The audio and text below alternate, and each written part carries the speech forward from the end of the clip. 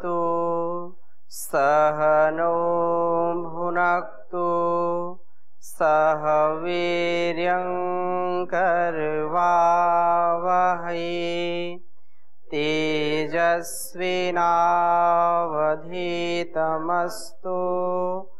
मा विद्विषावहै।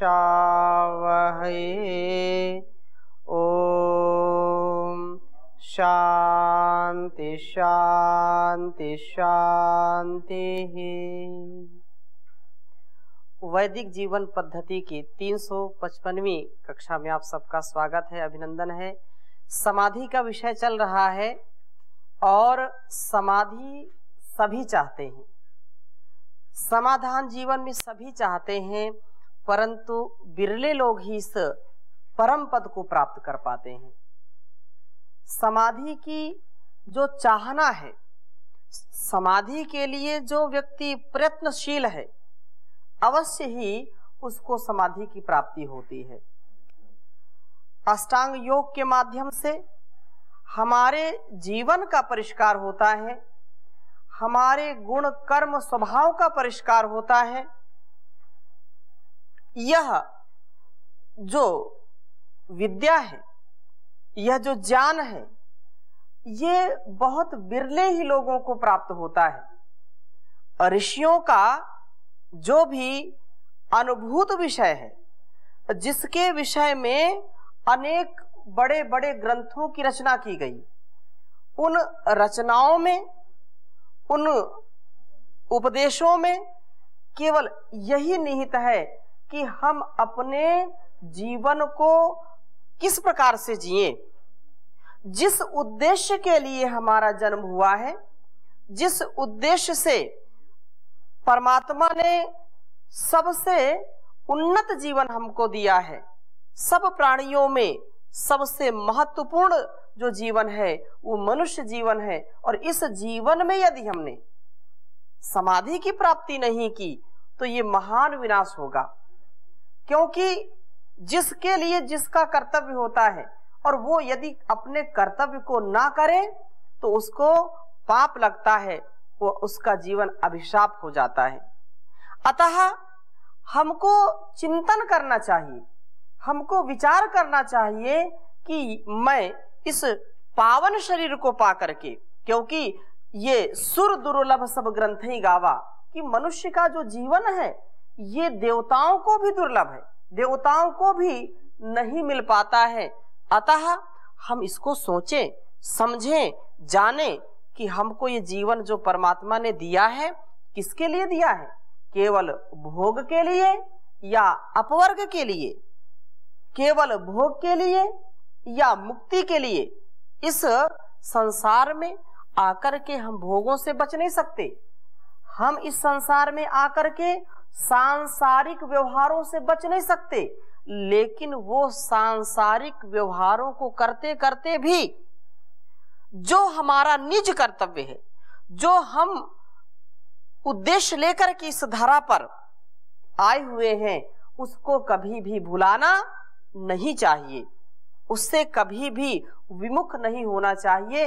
तो यज्ञ योग और सारा ये जो भारतीय संस्कृति का प्राण है, यज्ञमय जीवन हो, योगमय जीवन हो, जिससे हम समाधि की प्राप्ति शीघ्र कर लेते हैं। जिसके जीवन में योग यज्ञ नहीं है उसको समाधि की प्राप्ति भी नहीं हो सकती है। इसलिए सभी ऋषियों ने उस जीवन को जिया है। उन ऋषियों के जीवन को हम देखें, एक एक उनके विचार, एक एक उनके व्यवहार यज्ञमय थे, यज्ञमय उनका जीवन था। और ये जीवन यज्ञमय नहीं रहेगा तो केवल हम पाप को कमाएंगे। पाप को यदि धुलना है, पाप से यदि बचना है, दुर्गुण दुर्व्यसन दुर्व्यवहारों से बचना है, तो हमको अष्टांग योग का पालन करना ही पड़ेगा। और कोई दूसरा उपचार नहीं है, और दूसरा कोई चिकित्सा का आधार नहीं है। तन मन और इस जीवन का उपचार ऋषियों के द्वारा दिए गए संस्कार में छिपा है। और संस्कार का परिष्कार करना अपने व्यवहार का परिष्कार करना संसार की सबसे बड़ी सेवा है। यदि मैं अपने वाणी व्यवहार को ठीक करता हूं, अपने आचरण को ठीक करता हूं, अपने संस्कार को ठीक करता हूं, अपने जीवन का यदि उद्धार करता हूं मैं, तो मेरे साथ साथ अनेक लोगों का भी उद्धार जुड़ा है। इसलिए यदि मेरे अंदर सद्गुण नहीं है, दुर्गुण है, तो केवल मैं दुर्गुणों को बांटने वाला हूंगा। यदि मैं समाधिस्थ नहीं हूं, यदि मैं योगस्थ नहीं हूं, तो जो स्वभाव मेरा है वही स्वभाव मैं दूसरों को देने वाला हूं, वही स्वभाव मैं दूसरों को बांटने वाला हूं। संसार में जो रोता है दूसरों को रुलाता है, संसार में जो मुस्कुराता है दूसरों को भी मुस्कान देता है, संसार में जो करुणा से, दुख से पीड़ित रहते हैं वो वही देंगे। जो कामी हैं, क्रोधी हैं, लोभी हैं, लंपट हैं, लोलुपचारी हैं, वो वैसा ही दूसरों को बनाने का प्रयत्न करते हैं कि दो चार मेरे भी साथी बन जाएं। एक व्यक्ति मद्यपान करता है, एक व्यक्ति द्यूत क्रीड़ा करता है, जुआ खेलता है, तो वो भी दो चार साथियों को तैयार कर लेता है। जो योगी होगा, जो सन्यासी होगा, जो ब्रह्मचारी होगा, जो सदाचारी होगा, जो परोपकारी होगा, जो निरहंकारी होगा, वो वैसे लोगों का निर्माण करता है। अपने जैसे संस्कार है वैसा वो दूसरों को जाने अनजाने, प्रत्यक्ष में या परोक्ष में वही देता है।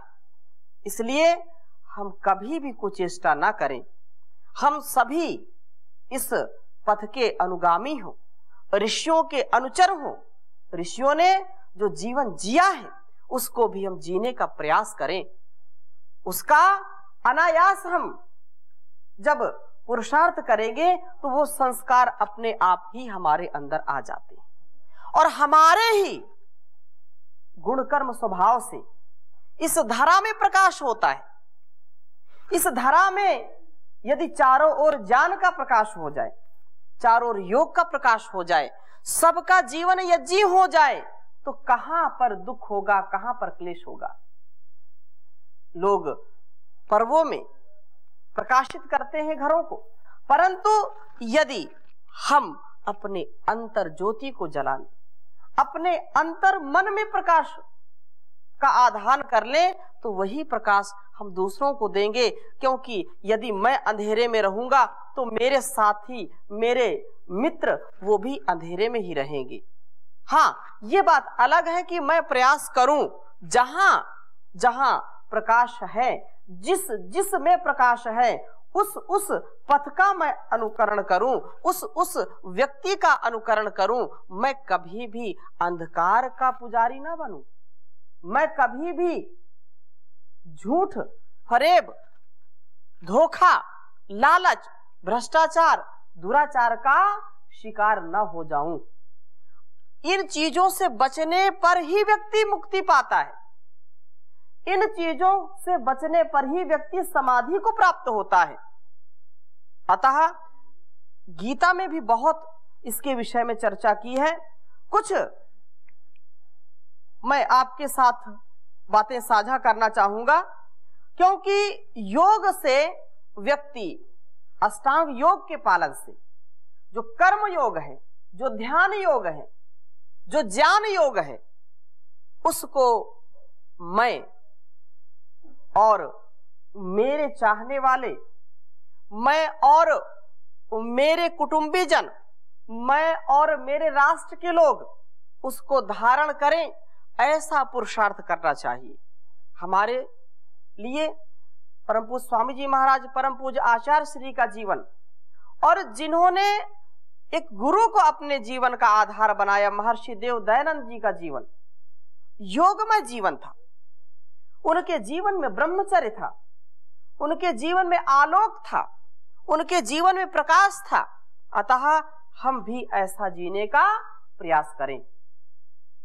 तो गीता में ये 5वें अध्याय में 2-4 श्लोक विशेष हैं, क्योंकि ब्रह्म ज्ञान को कौन प्राप्त करता है, समाधि को कौन प्राप्त करता है और कौन प्राप्त नहीं कर पाता है।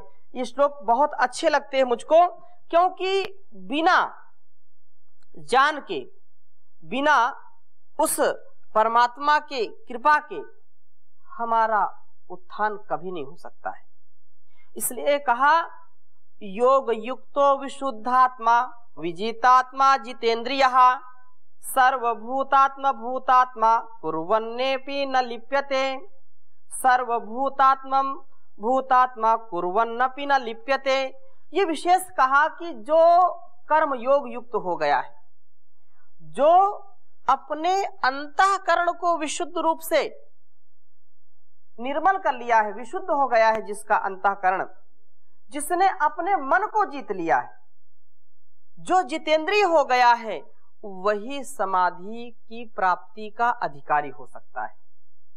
जो जितेंद्रिय नहीं है, जो योग आरूढ़ नहीं है, योग मार्ग से जो विचलित हो गया है, वो कभी भी समाधि की प्राप्ति नहीं कर सकता है। और इस शरीर द्वारा होने वाले संपूर्ण कर्मों में जो कर्तापन का त्याग आप तुम प्राप्त होना, दुखम कठिन और भगवत स्वरूप जो जीवन में हमको पुरस्कार मिलता है, हमको उपहार मिलता है, हमारे जीवन का जिसमें उत्कर्ष है, जो भगवत प्रदत्त हमारे लिए है, उसका यदि हम अनुशीलन नहीं करते हैं, यदि उसका अनुकरण नहीं करते हैं, उसको पाकर के यदि हम प्रसन्न नहीं होते हैं, तो हमारी जो कुंठा है, वो कुंठा हमको समाधि की ओर जाने से रोकती है। और जो कुंठा से ऊपर उठ गया है, वही वैकुंठ प्राप्त करता है। कुंठा रहित तो होना ही वैकुंठ है, राग से रहित हो जाना ही वैराग्य है। इसलिए कुंठा से बचने, राग से बचने का क्या उपाय है? अपने कर्मों को परमात्मा के समर्पित करते जाना। मनसा वाचा कर्मणा जो भी हम करते हैं, वो कर्तापन से हम दूर हो जाएं। विशुद्ध आत्मा, विजित आत्मा, जितेंद्रिय, जितेंद्रिय हो जाए वो, जिसका मन अपने वश में है, जो जितेंद्रिय है, विशुद्ध आत्मा, विशुद्ध अंतःकरण वाला है, सर्वभूतात्मा, अभूत आत्मा, संपूर्ण प्राणियों का आत्म स्वरूप परमात्मा जिसका आत्मा है, योग युक्त, वो कर्म योग कुर्वन करता हुआ अपि भी न लिप्यते। इस संसार में, जैसे मैंने निवेदन किया कि संसार में आकर के सांसारिक व्यवहार को तो करना पड़ता है। यदि सांसारिक व्यवहार नहीं करेंगे तो संसार से कट जाएंगे हम।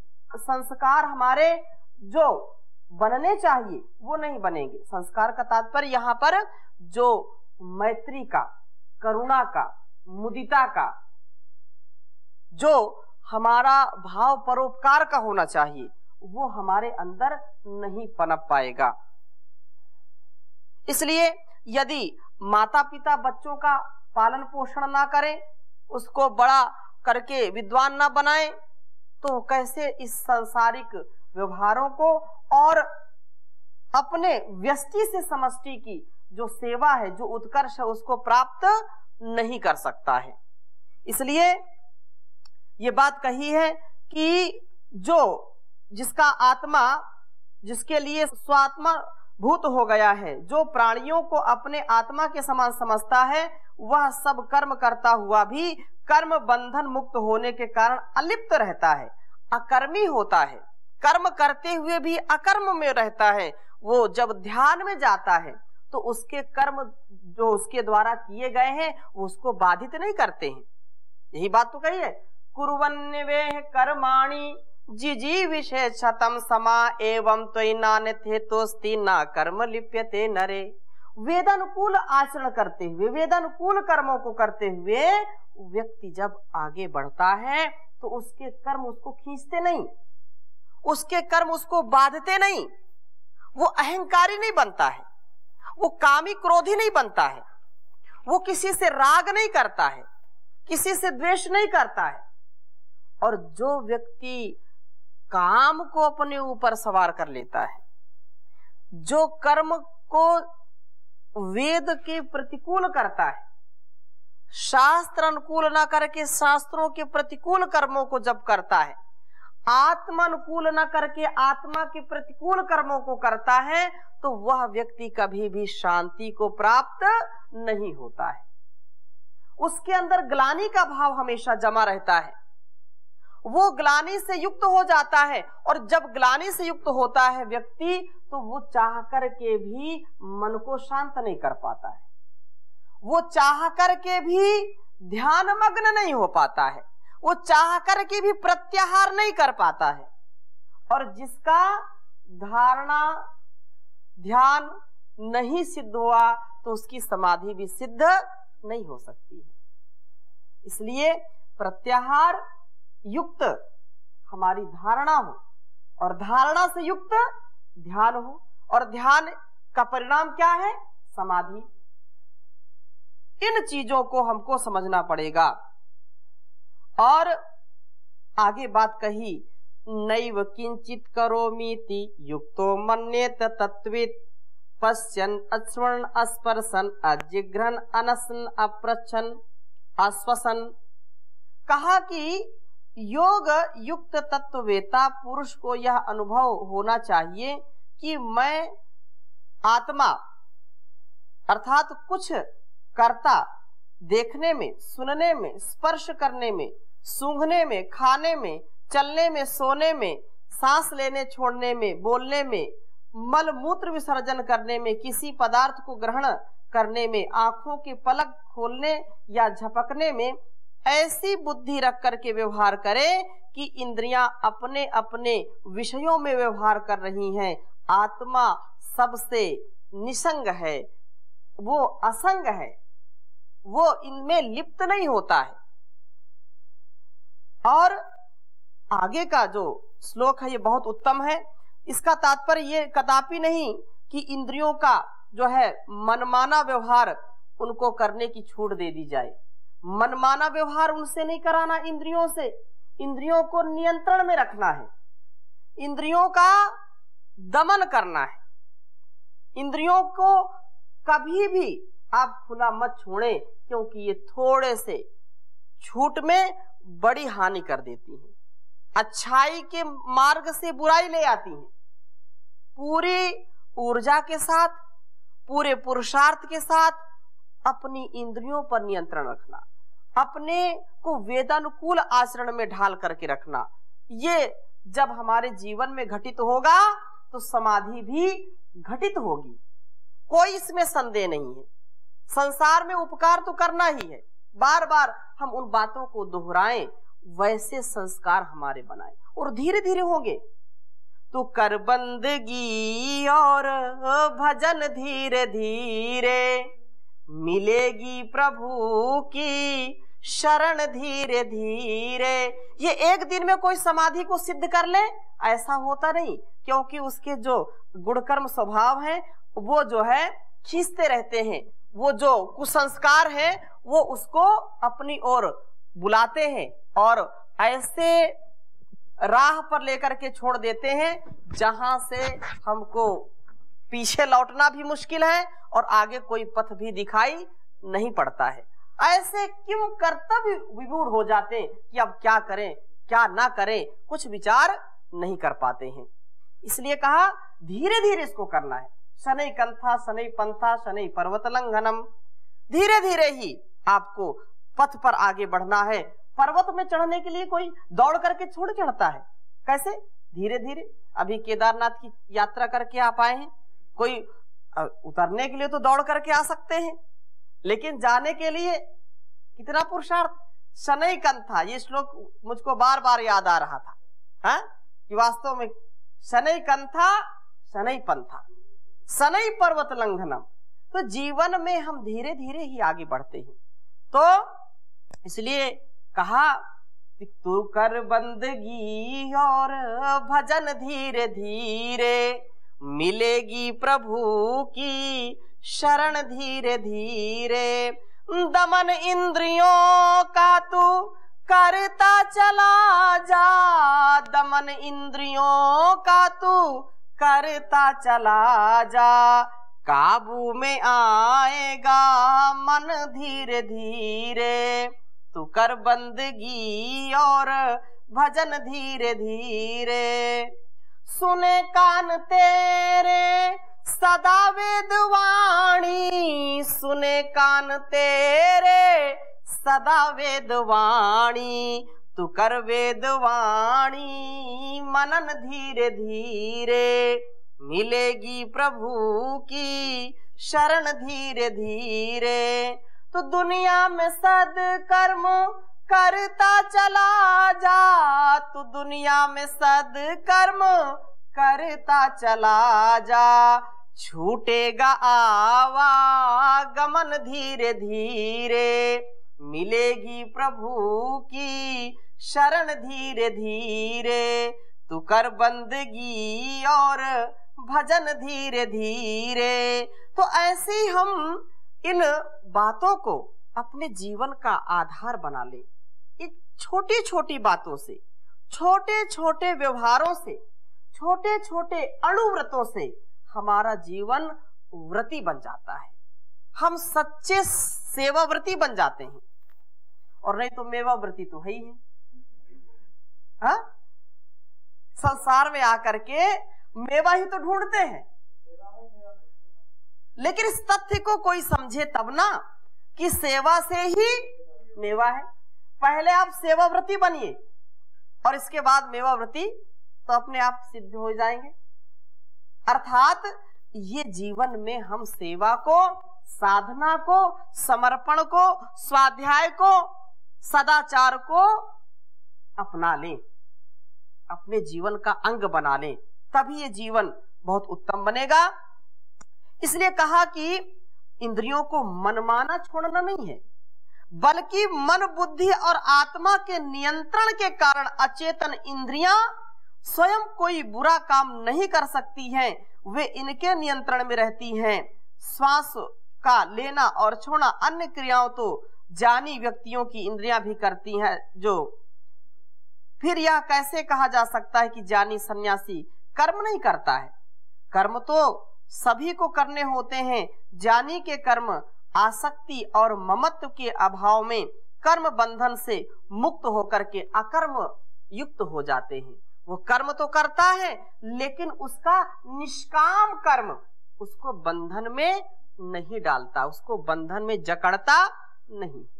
और व्यक्ति जब आसक्ति में कार्य करता है, आसक्ति में कार्य करेगा तो बंधन में जकड़ जाएगा, वो जकड़ जाता है और व्यक्ति फिर अकड़ जाता है, वो अकड़ करके चलता है, उसके स्वभाव में अकड़पन आ जाता है। इसलिए हम स्वभाव को अच्छा बनाने का प्रयास करें। बहुत उत्तम श्लोक है, इसको लिख लीजिए अगला श्लोक, क्योंकि आपने कई बार सुना भी होगा। कैसे हम जीवन में ब्रह्मत्व को प्राप्त कर सकते हैं, समाधि को प्राप्त कर सकते हैं? तो कहा ब्रह्मण्याधाय कर्माणि,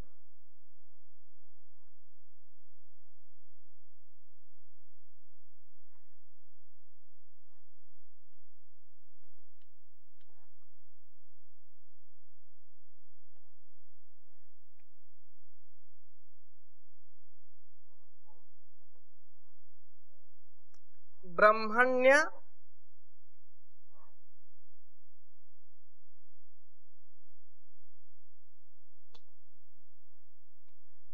ब्रह्मण्याधाय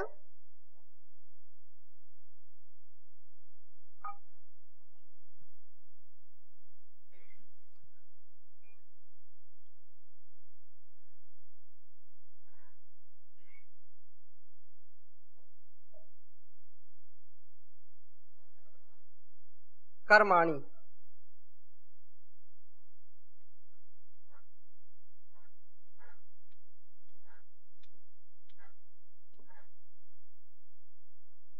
संगम त्यक्त्वा करोति यः,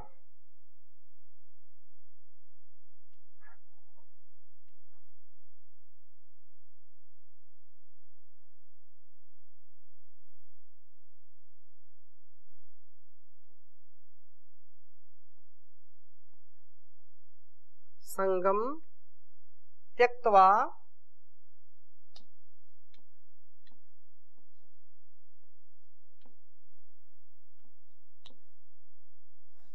करोति यः।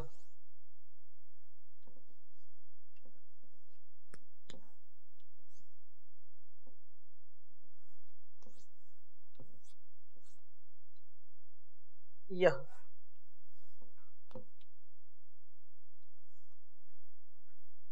अगला, लिप्यते न सपापेन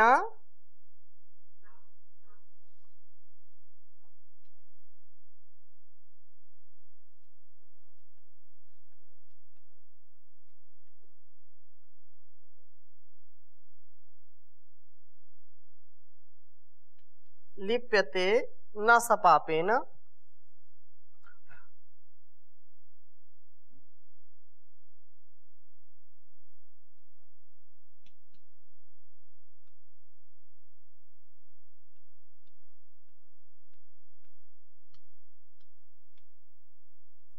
लिप्यते न सपापेन पद्म पत्रमिव अंभसा। बहुत उत्तम बात कही।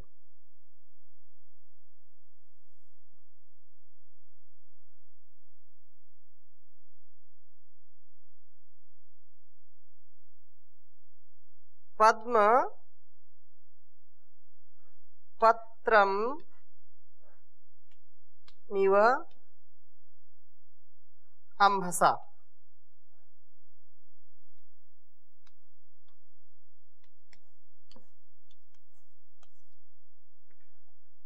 उच्चारण करेंगे।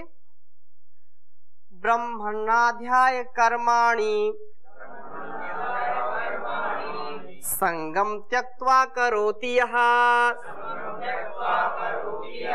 लिप्यते न सपापेन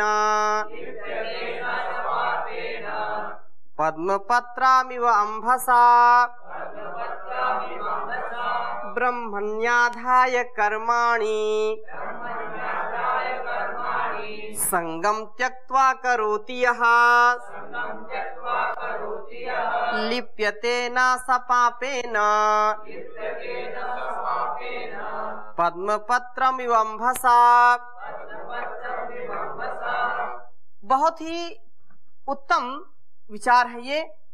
और संसार में यदि वास्तव में हम योगमय जीवन जीना चाहते हैं, यदि वास्तव में बेदाग होकर के, बेबाक होकर के जीवन जीना चाहते हैं, तो हमारे लिए ये श्लोक जीवन का आधार बन सकता है। इस श्लोक की चर्चा मैं अगली कक्षा में करूंगा। अभी यहीं पर विराम देते हैं। ओम शांति शांति शांति।